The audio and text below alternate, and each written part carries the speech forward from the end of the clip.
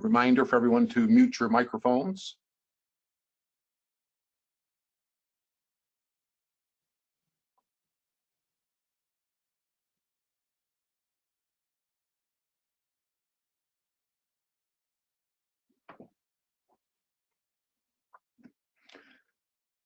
We appreciate you joining us today and finding the time to participate and hopefully engage in a interesting and productive webinar.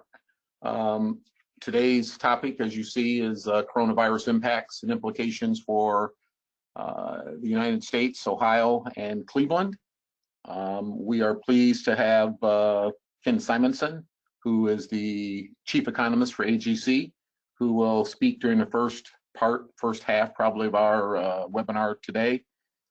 He'll be followed then by 3 CEA members, Mark Panzica from Panzica Company Construction, Terry Rivera from Regency Construction, and Brian Exel from OCP Contractors, who will share their perspective of what's going on locally. Just a programming note reminder that the CEA webpage has updated information, including some updates that just occurred here in the last day or so regarding guidance from OFCC as well as OSHA. So you may want to view that page. We also post all of our weekly webinars on that page so that you can find that information. And I've already asked, and I think is already on the screen, asking everybody to either mute your phone or computer audio if you haven't already. There's also an opportunity for you, if you have questions throughout this presentation, to ask them of either any of our speakers, Ken or Tom, Terry, or Mike, or Mark, I'm sorry. Again, we will get started today, and again, I want to thank Ken for joining us. He normally visits us live and in person, and glad to have him here virtual through GoToWebinar. So Ken will now turn part of the presentation over to you.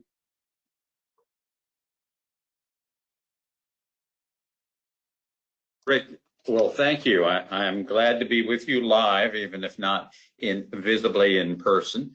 I wanted to start today by giving you a little context on what happened to construction employment over the last 2 decades statewide and in the Cleveland, Elyria metro area, and then delve into the surveys that AGC of America has been doing since mid-March, and then follow with what I think that says about the current state of construction and where it's headed through the rest of this year and beyond. As you may know, the Cleveland Employers Association is part of AGC of Ohio, which is in turn is one of 88 chapters of AGC of America. They span the country from Alaska to South Florida and Puerto Rico, and from Maine to San Diego and out to Hawaii. We have over 27,000 member companies, including 6,500 general contractors, and the rest divided among specialty contractors of all types and suppliers of equipment, goods, and services. We start with the picture on construction employment in Ohio. The next slide shows that there's really a tale of 2 decades here. In the last decade, from about 2010, at the bottom of the for construction recession, I know the overall economy, the recession ended in mid-2009, but construction continued to tail off until 2010. But in Ohio, you've had pretty steady growth in construction employment from that low point up until March of 2020.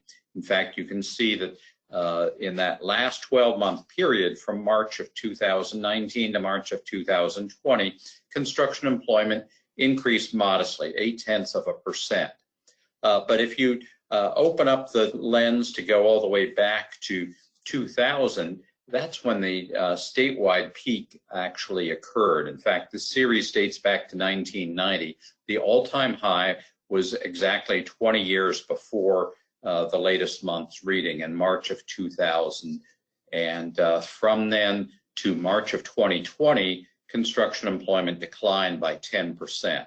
On Friday of this week, we'll get the first reading on April, and that's sure to be a disastrous number because construction employment nationwide declined by 975,000 just from March to April.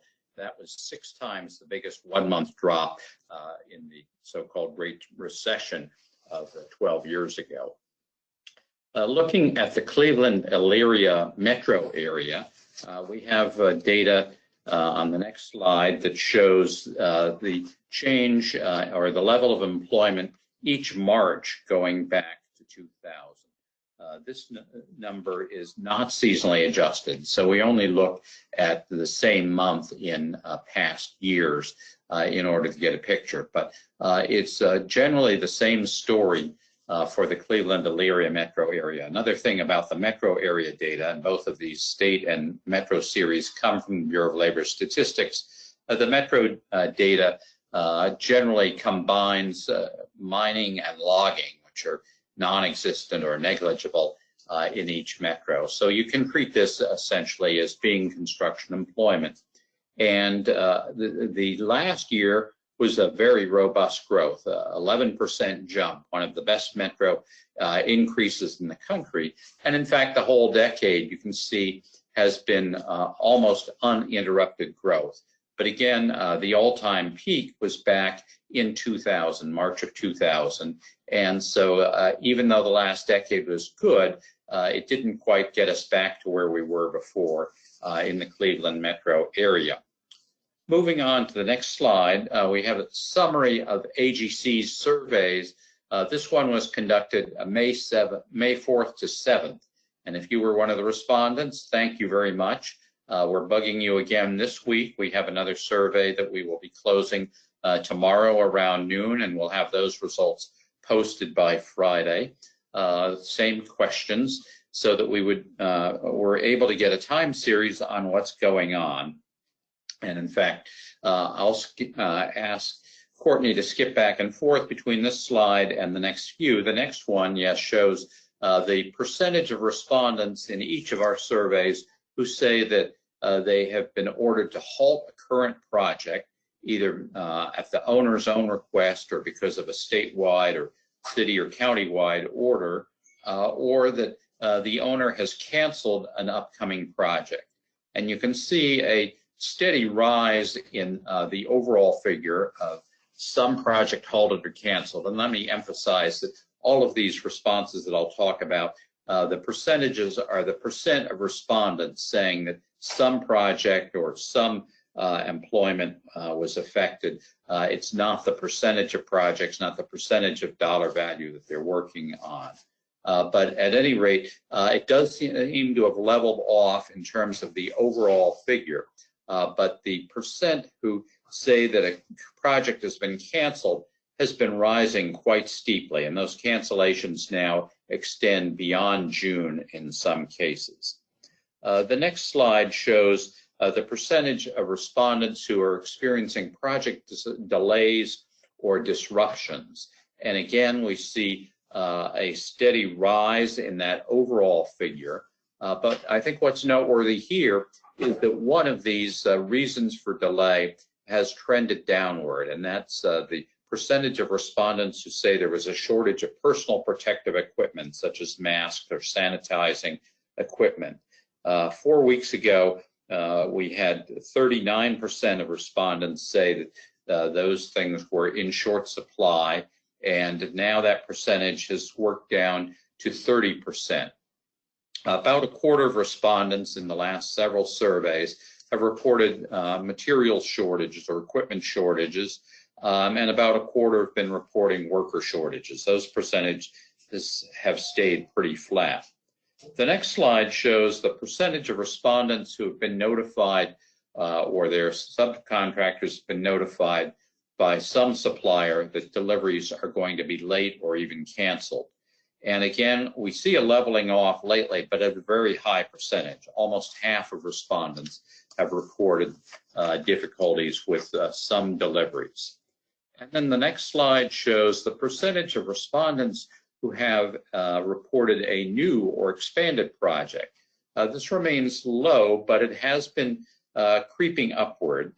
In the latest survey 2 weeks ago, 21% of firms said that they had gotten at least one new project or expanded project.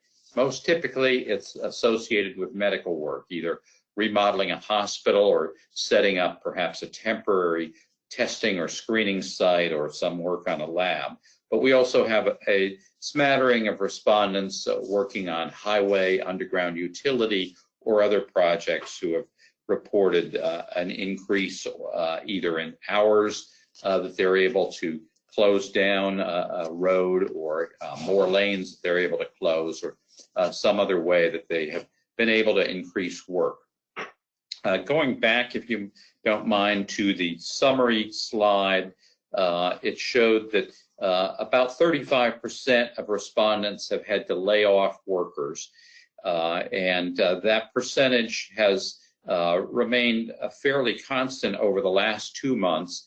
This is one slide before this.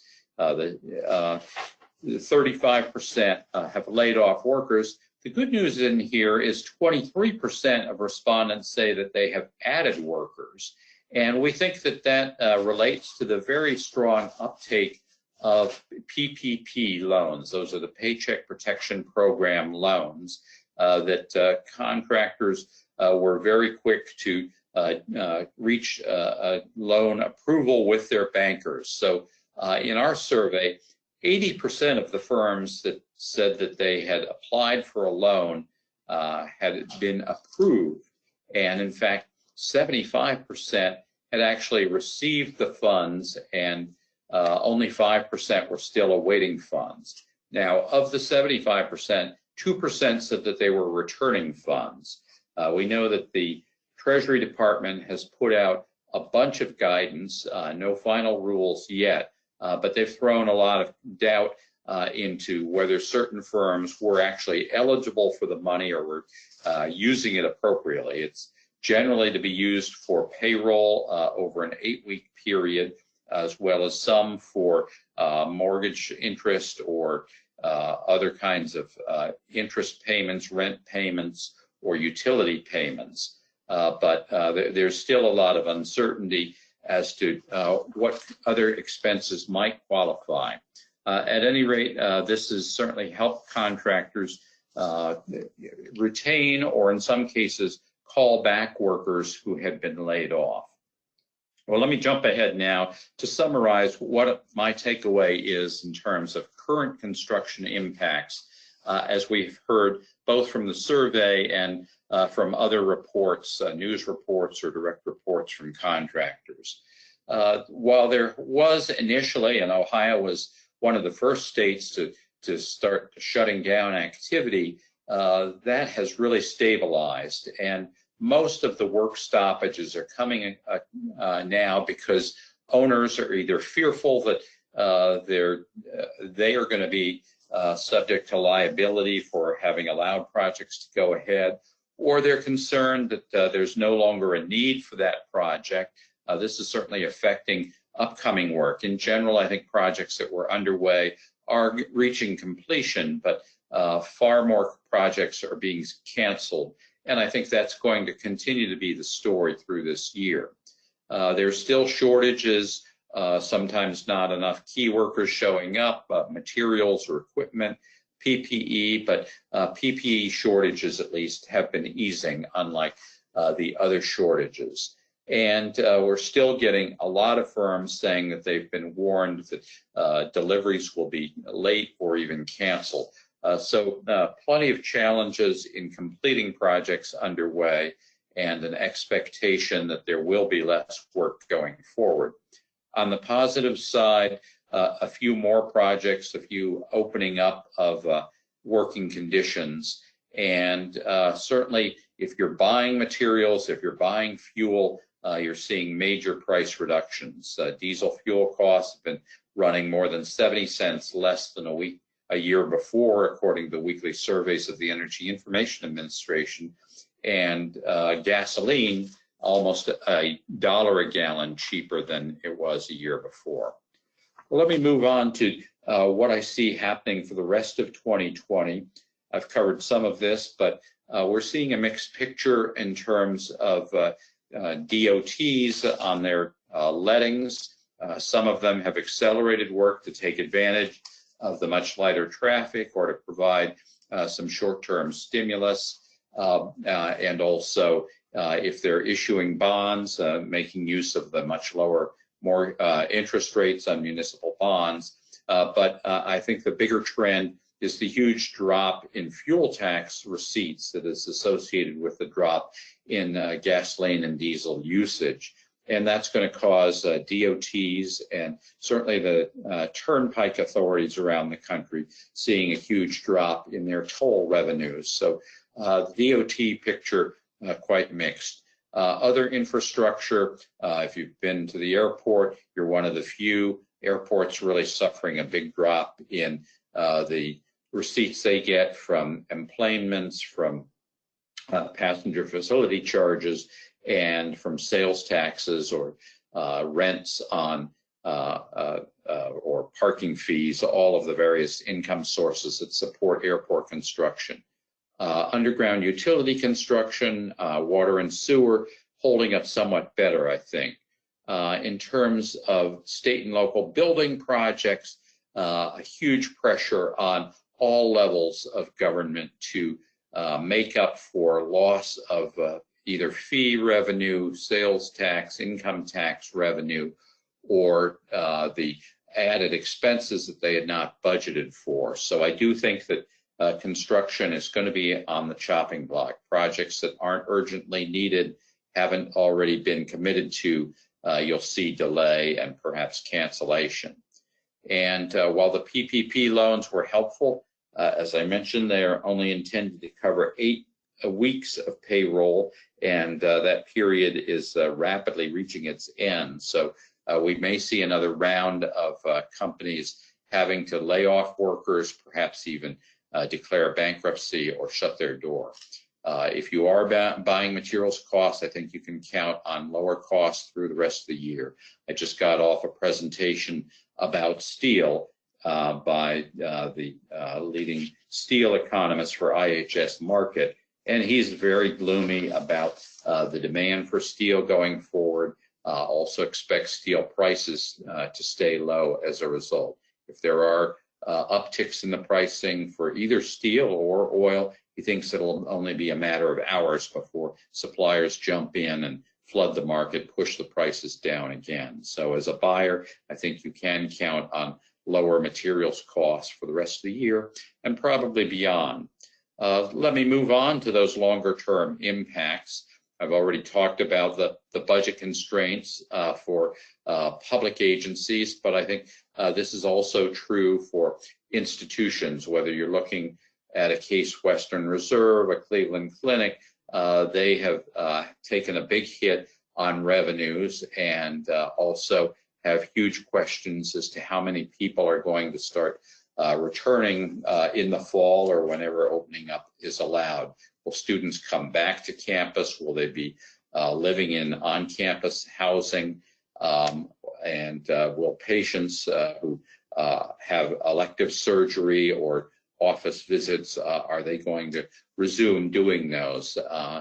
And then on the commercial side, whether it's a company putting up its own headquarters or its own production facility or a developer, an investor, all of them have huge questions about where is the money going to come from to pay for that, and where is the demand going to be.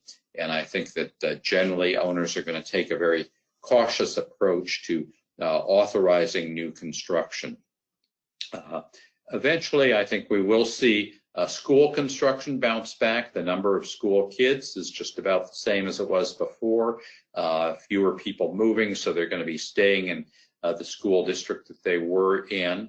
And that means for older schools, such as you have in Cleveland and its near suburbs, a lot of renovation necessary, even more so to the extent that schools are going to be screening people coming in, doing social distancing. In fact, overall, the biggest demand growth is going to be in renovation to accommodate screening and social distancing, not in new construction. The exceptions to that are going to be distribution facilities, as so many of us have been ordering more things for home delivery and yet visiting stores and other commercial facilities less. There's been a need to reorient the supply chain to have more of those last mile or last hour distribution facilities. Using our computers a lot more for work, for kids in school and for entertainment. And that's led to more demand for better connections to homes, whether that means fiber optic cable, nearby cell towers, perhaps 5G build out, and more data centers. But those are about the only kinds of commercial facilities that I see getting a boost in even the medium term. Some things may be permanently subdued. We've heard of huge bankruptcies this week by JCPenney, last week Neiman Marcus, today or yesterday Pier 1 Imports announced that following its bankruptcy declaration a couple of months ago, it was now going to liquidate all its stores. So many more examples of business moving away from retail and to online. Offices, permanently less demand than was there before, as more companies realize they can make do with less of the expensive office space, and they're safer having employees working remotely. Nonprofit cultural facilities such as theaters, music venues, not the big commercial ones, but orchestra and so forth, have missed out on a lot of key revenue this season and on fundraising events that are often held from April to June. And so they're not going to be in a position to do construction going forward. As a result, I think it's going to be quite a difficult period for many owners to resume construction. Let me close with a map that I always like to show as to where population growth has been occurring. And the title here I see is a little off center, but it shows population growth from July 2018, July 2019. The Census Bureau updates these figures each December. And what it shows and what Census put out today, record low birth rates going back over a century. In fact, the lowest number of births in something like 35 years. In addition, we've had a drop in immigration and an uptick in deaths. Ohio, well aware of the tragedy, not just of older people, more older people, but the tragedy of working age adults dying in greater numbers because of substance misuse and also suicides. So Ohio's population growth about 0.1%, similar to surrounding states. Other states in the Northeast and the Midwest actually in the red, meaning they lost population. A total of 10 states lost population last year. Instead, population growth is concentrated in the Southeast, Texas, and most of all in the mountain states just east of California, which has gone from a relatively high growth state to barely growing at all. These trends are likely to continue. It doesn't mean that Ohio or Cleveland, which has had kind of put the brakes on its long, steep population slide, doesn't mean you don't have any new construction, but you do face the added challenge of an aged population, low birth rate, and less immigration than you had before. And so I think you have to expect long-term subdued construction growth. So with that, let me close with a reminder that I have a weekly one-page summary of economic news relevant to construction called the Data Digest that you're all eligible to get as AGC members. You can either set up your own account if you don't have one at store.agc.org, or you can just email me or Glenn, we'll put you on the email list. And AGC of America has a huge amount of coronavirus resources in terms of what companies can do, what the latest laws, regulations, and guidance are, and also our survey results. So with that, let me turn it back to you to hear from the other speakers and take questions. Thanks. Well, Ken, again, as always, thank you very much. Appreciate your insight and willingness to kind of share. All participants should have received this morning the copy of the PowerPoint, as well as a copy of the latest data digest. If you do not, you can email myself or Courtney Smizer, and we can share or send that to you. Ken, I just want to comment, two comments really, two different ones. One is I think that architectural billings were down, and the construction industry lost something like 975,000 jobs in April, which I think I saw from an AGC news release or the ENR or some publication somewhere in the last week. And just wondered if you could speak to that, as well as comments about the Federal Reserve Chair Powell basically saying that he could see the recovery could drag through 2021, and although the Fed has some more potential ammunition that they could, infuse into the financial markets. Any comments from an economist standpoint regarding that, Ken? Yeah, you brought up three very negative pieces of information, and I have to confirm all of them. As I mentioned, the National Employment Report that came out on the 4th of May showed a drop of, I guess it was the 8th of May, a drop of 975,000 jobs just between March and April. And this Friday we'll get figures on state-by-state figures. So likely to be a record drop in many states, a record 1-month drop. And I don't see an upturn coming soon for construction. We know that some parts of the economy are reopening, wisely or not, I'm not sure, but construction is going to be one of the last things to see an upturn. And that was confirmed this morning by the April Architecture Billings Index. This is the monthly survey that the American Institute of Architects has done for 25 years now. They reported last month that billings in March had dropped among the largest percentage of architecture firms of any month in their survey history. And unfortunately, they exceeded that even more widespread drop in billings in April, according to today's report. They have two other indexes. One is a kind of general inquiries index, but one is a design contracts. So inquiries is just someone calls you, but sign contracts, they put money in your palm, and both of those also set record lows. The inquiries has been going for 25 years. The design prospects down for 10 years. And in terms of what Chair Powell said, I have to agree with him. I think that the economy, while there will be some green shoots of increased activity, it's going to take a long time before we get back to where we were in, say, February of 2020. I think that the recovery, while hopefully it will be uninterrupted after this quarter, it's going to be much more gradual than the decline. So at best, we'll have a check mark shape, but there is a significant risk that it will be a W shape, that we'll see some states having to retrench because they reopened too soon.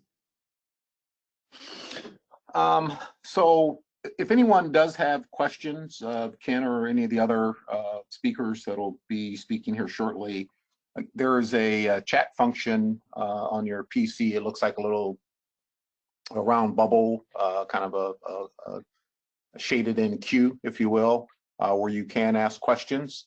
Ken, we do have one that asks, like, what is the best source for data to kind of understand and monitor supply chain that could be at risk for material and equipment? Yeah, that's a tough one. We do ask every week, or every survey, as I mentioned, we've been doing these surveys bi-weekly, so as not to totally wear out our welcome with people who get the emails.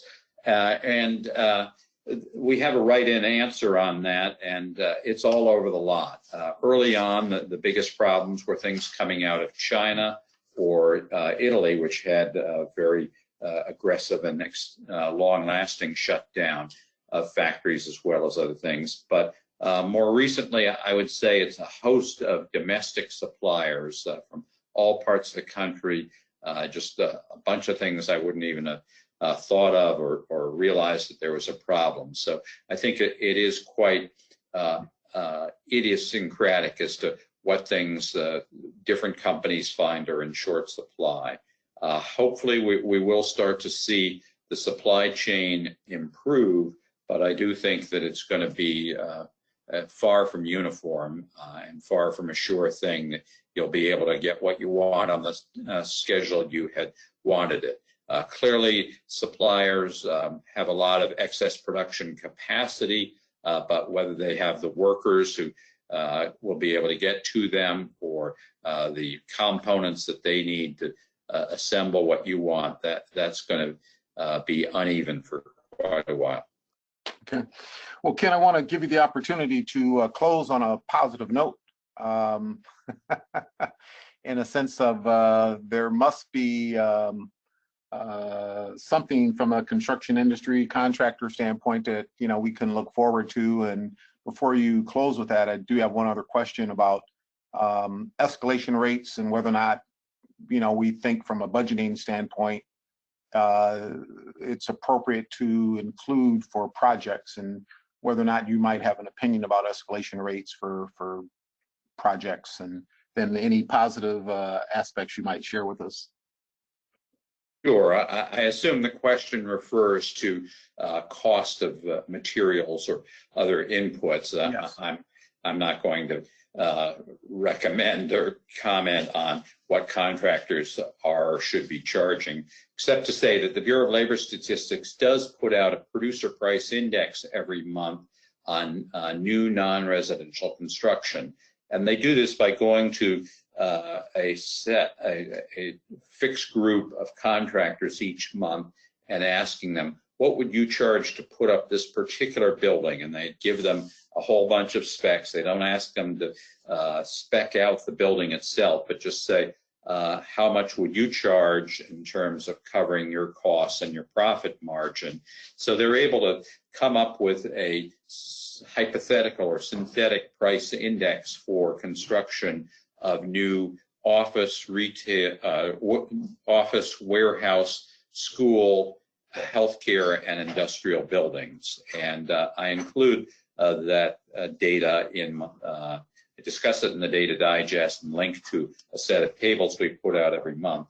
The figures that came out last week showed that in April, that index was still rising. It was up 2.4% over the 12 months from April of 2019, whereas input costs had declined by 2.9%. That was a largest input cost drop in several years.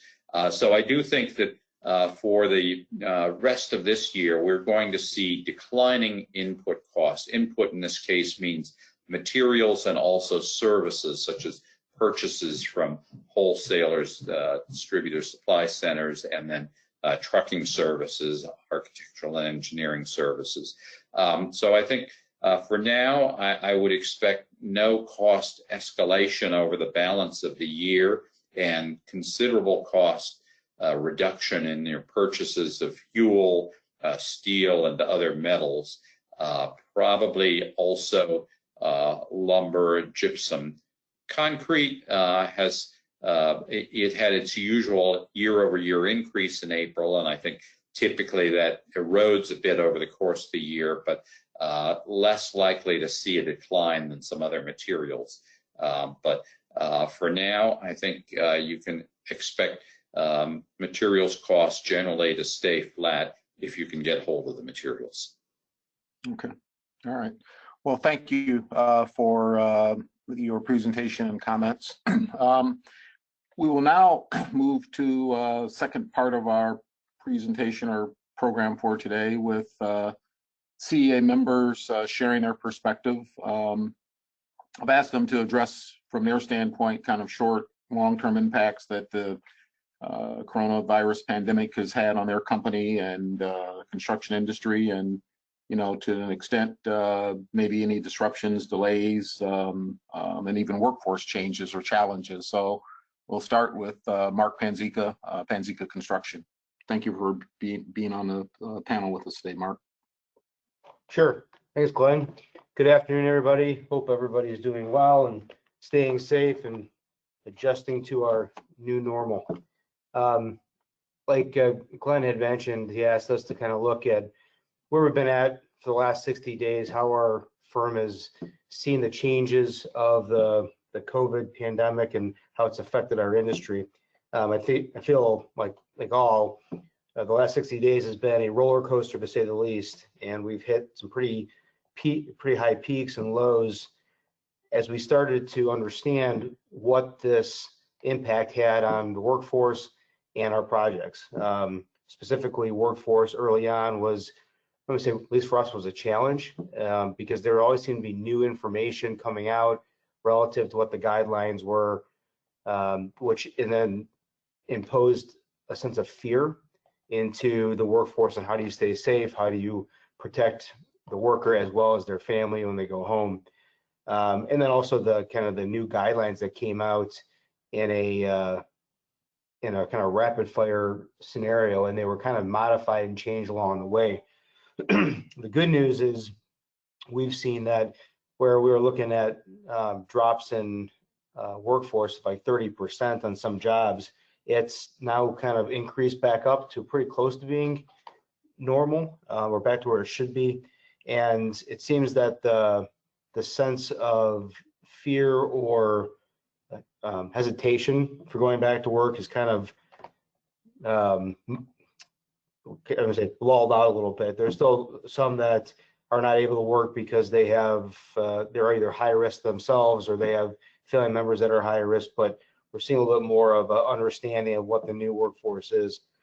I will say that the mask during workforce mandatory has posed its new set of challenges. And I know just talking to Brian yesterday as we had a pre-call, and he'll probably talk about this and what that means for their guys. But that seems to be the new challenge that we're facing as far as enforcement. It's kind of it's a nuance, and everybody has different conditions that they're dealing with. So I think the one thing I would say as an industry that we can all do together is be consistent in our enforcement and how we approach stuff. I mean, we're really trying to prevent the spread. We're trying to make sure people go home to their families safe and come back the next day and earn a livelihood for their families. And that's really what the intent is. So if we have a consistent approach on how we enforce that and across the board, I think that'll help as an industry get past that.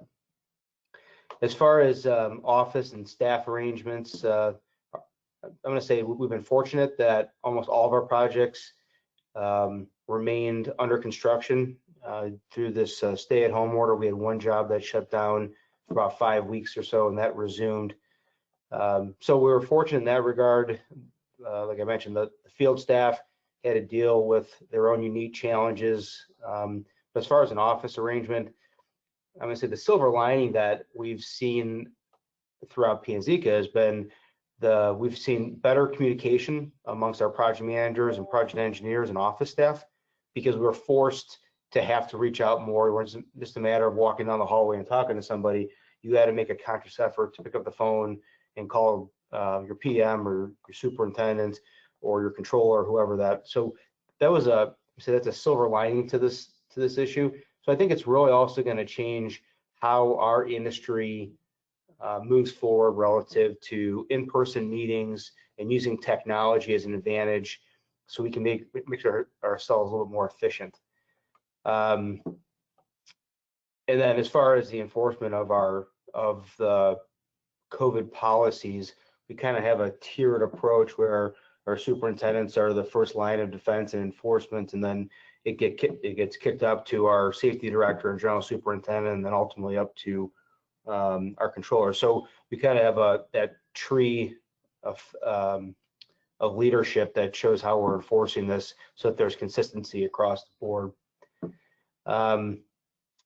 I will say, as we look at the markets ahead, and Ken kind of talked about this already, is we're seeing opportunities that we had on the books that were in our backlog now either being put on pause. We haven't any jobs canceled, but they've been put on hold indefinitely just because of a lot of different factors. And that really isn't dependent upon industry sector. Private clients are looking at new projects that are coming up, and they have the money in the bank, but the optics of proceeding with a new headquarters or a new call center looks bad if they have employees that are furloughed. So they want to put those on pause. They want to make sure they can get their business back up and running again and then keep going. So that has put pause on some of those projects. Institutional clients, and we've heard this at a webinar, I think I want to say 2 weeks ago with Metro Health and the clinic, where the healthcare industries have put their capital projects on hold because of the economics they've had to incur with the reduction of elective procedures, which is where their revenue sources were coming from. So that's put an issue on that sector. And then other institutional clients like arts and culture, they don't have museums open, they don't have concert halls open, so they're not bringing that revenue in, and they don't know when they're opening. We're just recently seeing that Rock and Roll Hall of Fame was going to open up mid-June, and the art museum is going to open up at the end of June. So that has all kind of factored into upcoming opportunities that we've seen, which unfortunately has caused us to try and shift where we look at new opportunities for on our own front. But I'll say there's some the positive highlights that I've seen come out of this, because I like to think that I'm a glass half full rather than a glass half empty guy, is that we as a industry have kind of rallied together, and I'll say CEA has done a great job at being a leader in providing guidance and templates and kind of rallying the labor side between the unions and coming up with some common parameters that we agree to and how to enforce, so that if we have issues on jobs, we can talk to the building trades or with our own or with the CEA as far as guidance on how to resolve. So that's been a good piece of this. And like I said before, I think communication has gotten better just because we're forced to communicate better, be more specific and deliberate about what we talk about, and it's kind of rallied everybody together as we're going to get through this together. So those are some of my thoughts and comments of what we've kind of seen over the course of the last 60 days and what we kind of see moving forward. So and if anybody has any questions that they have for me through the chat. Okay. Yeah, not at this point, Mark, but I guess, we had a conversation a few weeks ago about productivity and the time you normally would have spent traveling to meetings, that you found yourself in some respect more productive with webinars. And do you see that being a trend that the industry might continue or might continue for yourself, Panzica? Yeah, absolutely. I think the in-person meetings are going to be a little bit more thoughtful on when you do those, and then utilizing webinars, Zoom meetings, GoToMeeting, whatever your platform you use is, to handle some of the routine maintenance type of things, which has increased the efficiency of what a person has been able to do. I myself have realized that I spend more time in the car being less productive, and now we're being kind of forced to stay in and be able to use technology has promoted a more efficient use of everybody's time.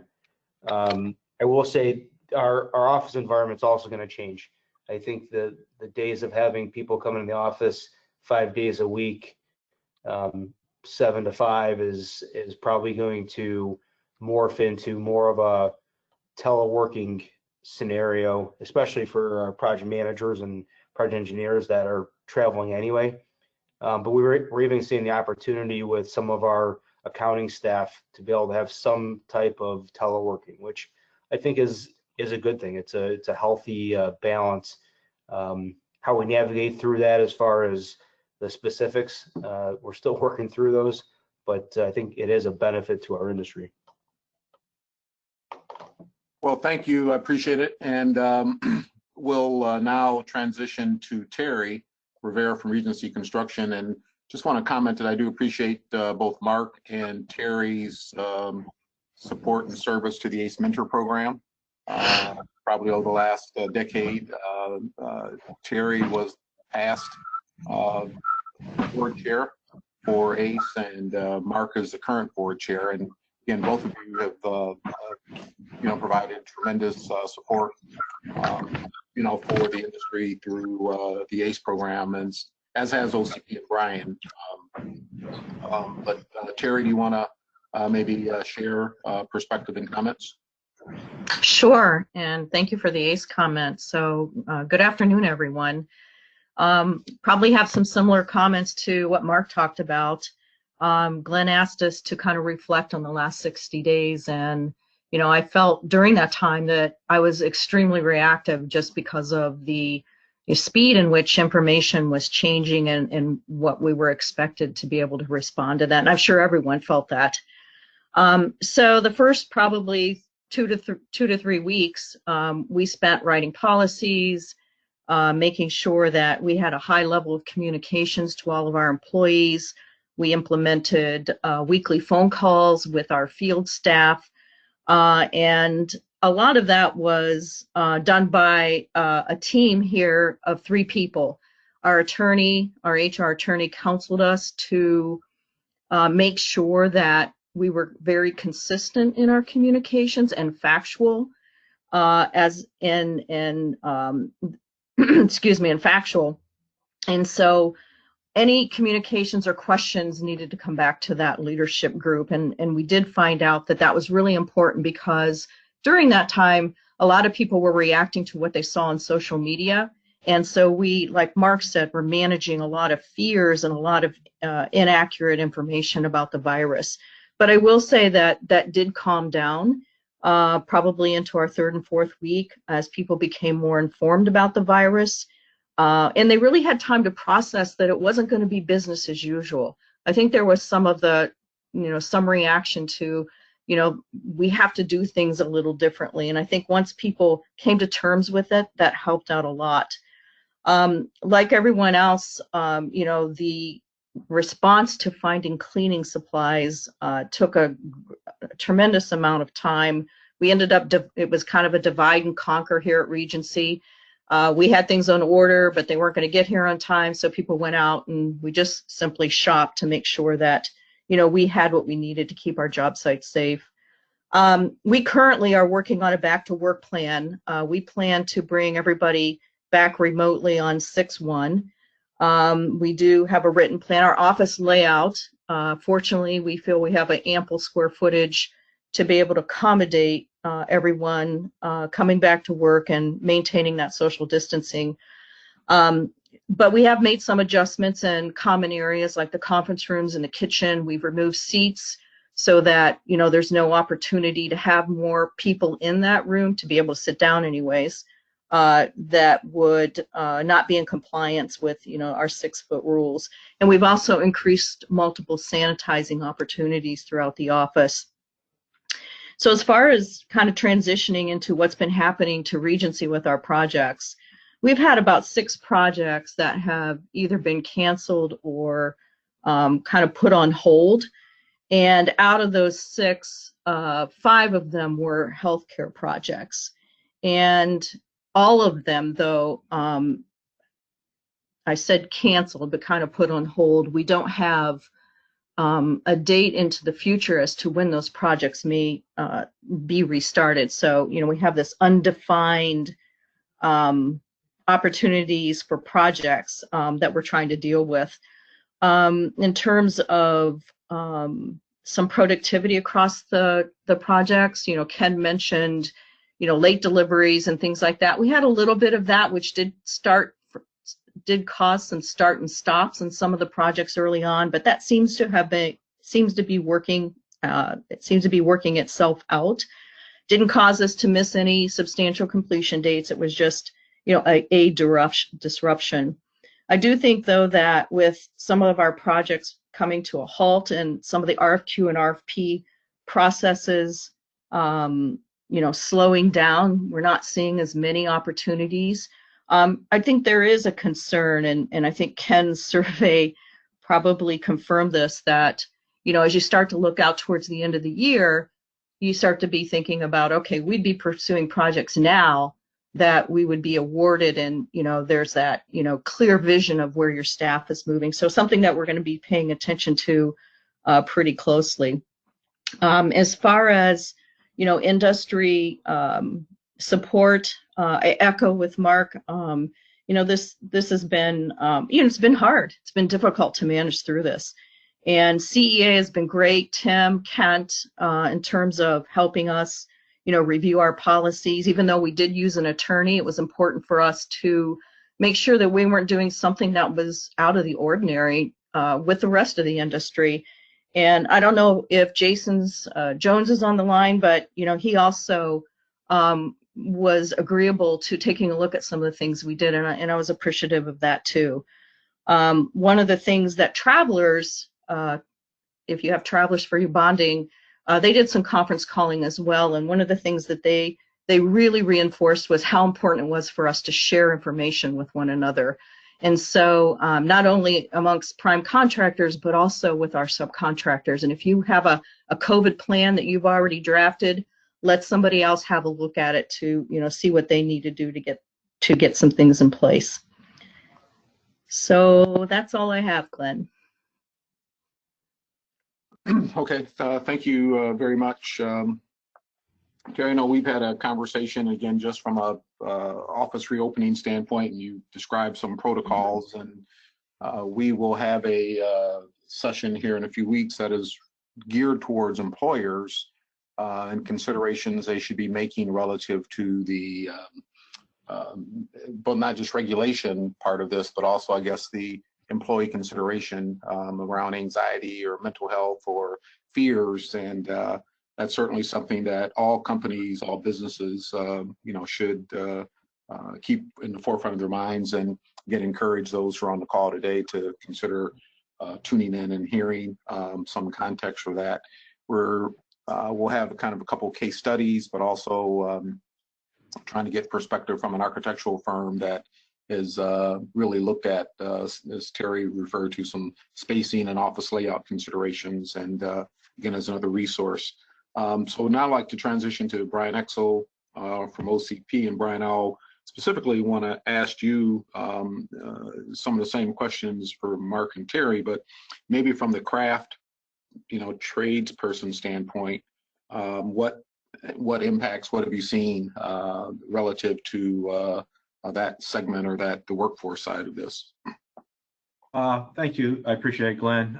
It's interesting. I'm glad I did get to go third, because it's interesting that Mark and Terry have very similar comments to what we're thinking here. As far as the field, OCP currently has 458 field employees in our 3 offices in Toledo, Columbus, and Cleveland. 217 of them are in Cleveland. During this whole thing, we actually did not lose a lot of field manpower, because most of the jobs we were on kept going. We lost 10 employees for some either health-related issues or childcare issues, and we were able to, at that time, pick up people that weren't working to fill those spots. It's been odd, because, as I said, we've never been here before, so every day is a new experience of what's a new policy. And I do appreciate everyone who has helped us. I think the general contractors that we've been working with have had great policies, and we're kind of tagging along and offering our suggestions, and a lot of talks between everybody of what's the best way to go, because again, we've never done this before.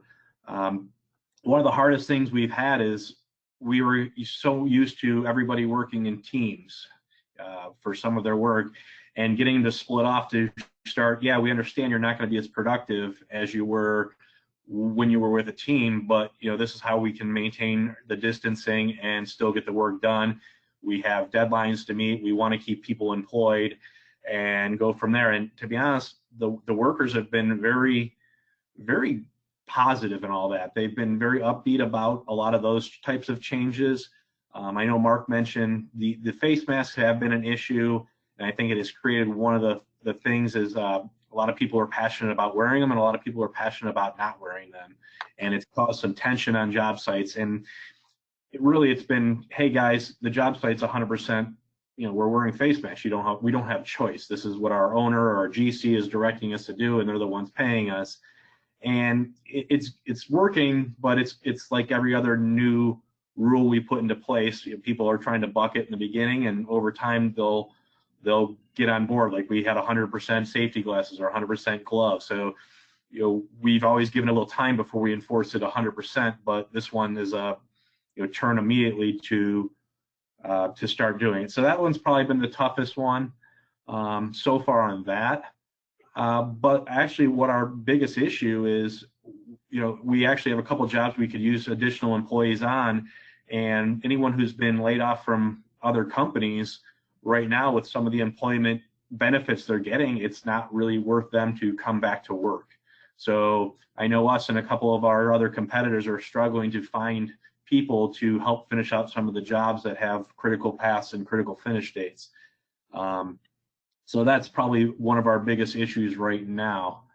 Other than that, I just like to say kind of the same thing that Mark and Terry did, that we were looking already, we were expecting the second half of 2020 to be a little bit slower than normal or what it's been, but we were anticipating a pretty quick uptick in 2021, and now we're basically expecting this to go a little bit further. So we're going to keep a pulse on it. We're also seeing that, as everyone's kind of talking about, hey, looking for different opportunities, but everybody's looking for different opportunities. So we're seeing a lot of people reaching out to for us GCs and owners to, hey, can we bid some of your projects? And we're seeing a lot of competition on jobs right now. That's what I had without regurgitating what Mark and Terry had. Very good. I appreciate that insight from you, Brian, as well as Terry and Mark and Ken.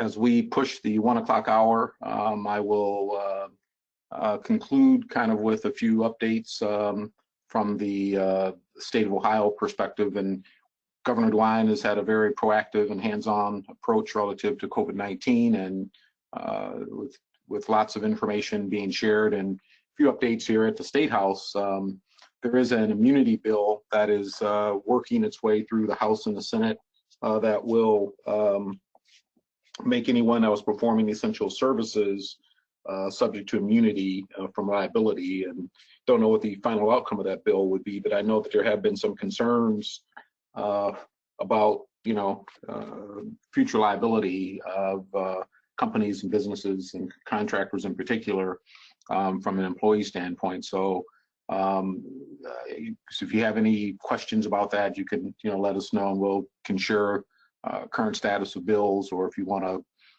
provide commentary or perspective, certainly we can point you to the right direction to do so. This is a year that Ohio would traditionally be going through a capital reappropriation bill as well as capital bill. The latest information last evening was that there's a plan for $475 million for the Public Works Commission, $325 million for higher education projects, and then $185 million for Facilities Construction Commission, with another $70 million for parks and ODNR, natural resources, as well as some other smaller amounts for community projects that have been appropriated but not released. The hope is that it'll move through the House and Senate pretty quickly. But again, regarding a major capital bill, it may not be enacted until the fall. But the other aspects will probably try to be passed through emergency clauses. We know that the state budget overall has taken a hit, as well as many municipalities, and so they're continuing to monitor that aspect. And we know the very large unemployment rolls that have continued to increase. There's going to need to be probably some legislative and administrative action to shore up the unemployment fund, compensation fund for Ohio. So we can expect, I think, to see legislation and administrative work in that area as well. Lastly, I think it was announced earlier this week that the Ohio Bureaus of Workers' Compensation will be sending every business that participates with the BWC, I think it's 50 face masks that they're supposed to be mailed at no cost, really just as part of the state's effort to help all businesses. 50 may not go a long way towards some larger companies, but certainly for small businesses and companies who are having a problem with PPE, it is meant to help. I also lastly want to mention that CEA has a small contractor PPE program of supplies, and it includes hand sanitizers, face shields, and other half a dozen other items. Is only for small contractor members at this point. We're looking at members under $3 million in annual revenues, and then potentially, depending upon how that goes, we may open it up to companies that are under $15 million to also have access to that. So if you have a need or interest, if you haven't received information about that program, feel free to contact myself or Kent Kreitzer, and we will certainly be able to assist and help you with that. I'd like to, again, thank everyone for attending, thank our presenters for presenting. You'll see on the screen the upcoming webinars next week. Again, PPP updates with loan forgiveness and some alternative funding and financing available.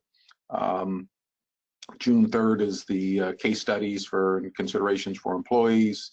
And then we're also are programming some other aspects, and we'll have a architecture, construction, and engineering panel with the local AIA office board chair, Jason Jones from Turner, and someone from the engineering perspective. Looks like we're looking for June 24th for that session. So just wanted to plug upcoming opportunities. Also, let us know any questions, needs you have, any specifics of other sessions that you'd be interested in knowing about, or topics, suggested speakers, and we'll be glad to consider that. Again, thank you for being with us today, and hope everyone has a great day. Thank you.